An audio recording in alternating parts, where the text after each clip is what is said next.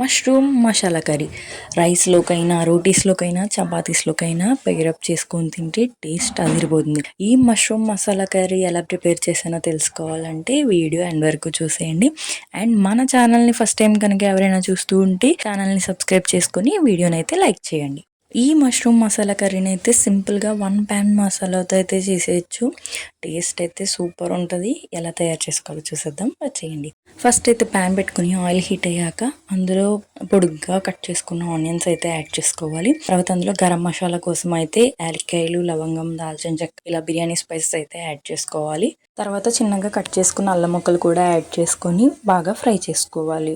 Onions soft అయ్యే వరకు fry చేసుకున్నాక కట్ చేసి పెట్టుకున్న టమాటో ముక్కలు కూడా యాడ్ చేసుకోవాలి. ఆ తర్వాత టమాటో ముక్కలు కూడా సాఫ్ట్గా దగ్గరికి అయిపోయాక ఆనియన్స్ కూడా గోల్డెన్ బ్రౌన్ కలర్ వచ్చే వరకు బాగా ఫ్రై చేసుకోవాలన్నమాట, పచ్చివాసన పోయే వరకు. తర్వాత ఇందులోనే పచ్చిమిర్చి కూడా యాడ్ చేస్తున్నాను. పచ్చిమిర్చి కూడా యాడ్ చేసుకున్నాక ఒక 2-3 minutes అయితే బాగా మిక్స్ చేసుకొని స్టవ్ ఆఫ్ చేసుకోవాలి. స్టవ్ ఆఫ్ చేసుకుని ఇది బాగా చల్లారాక మిక్సీ అయితే చేసుకోవాలి. మిక్సీ చేసుకునే ముందు అయితే ఒక 4 to 5 వెల్లుల్లి రెబ్బలు అయితే యాడ్ చేసుకోవాలి. మనం ఆల్రెడీ మసాలాలన్నీ ఇందులో వేసేసుకున్నాం వల్ల మనం ఇంకా నెక్స్ట్ కర్రీలోకి అయితే ఏ మసాలాలు అయితే యాడ్ చేసుకోవాల్సిన అవసరం లేదు. అల్లం వెల్లుల్లి పేస్ట్ కూడా యాడ్ చేయాల్సిన అవసరం అయితే లేదు. చల్లారాక అయితే ఈ మసాలా పేస్ట్ చేసుకుని పక్కన పెట్టుకోవాలి. తర్వాత అదే ప్యాన్లో ఆయిల్ వేసుకొని క్లీన్ చేసి ముక్కల కింద కట్ చేసుకున్న మష్రూమ్ ముక్కలు అయితే యాడ్ చేసుకోవాలి. యాడ్ చేసుకొని ఒక 2-3 minutes కలుపుతూ ఫ్రై చేసుకోవాలి. తర్వాత లిడ్ అయితే క్లోజ్ చేసుకొని మష్రూమ్స్ బాగా దగ్గరికి మగ్గే వరకు ఒక 5 minutes వరకు బాగా మగ్గించుకోవాలన్నమాట. మష్రూమ్స్ అయితే మగ్గుతున్నప్పుడు అందులోండి వాటర్ అయితే రిలీజ్ అవుతూ ఉంటుంది. ఆ వాటర్కి మష్రూమ్స్ అనేవి బాగా దగ్గరికి మగ్గుతూ ఉంటాయి. అలా ఒక 5 to 10 minutes మష్రూమ్స్ బాగా సాఫ్ట్ అయ్యే వరకు అయితే బాగా మగ్గించుకోవాలి.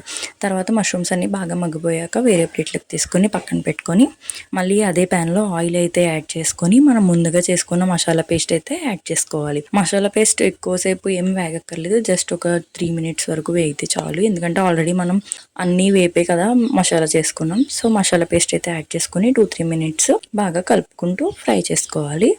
ఈ మసాలా పేస్ట్ అంతా ఫ్రై అయ్యి ఆయిల్ బయటకు వస్తున్న టైంలో అయితే రుచికి సరిపడా కారం యాడ్ చేసుకోవాలి. కారం, ధనియాల పొడి యాడ్ చేసుకొని బాగా మిక్స్ చేసుకోవాలన్నమాట. బాగా మిక్స్ చేసుకొని కారం పచ్చివాసన పోయే వరకు మిక్స్ చేసుకున్నాక అందులో కొంచెం వాటర్ అయితే యాడ్ చేసుకోవాలి, గ్రేవీ కన్సిస్టెన్సీ వచ్చే వరకు.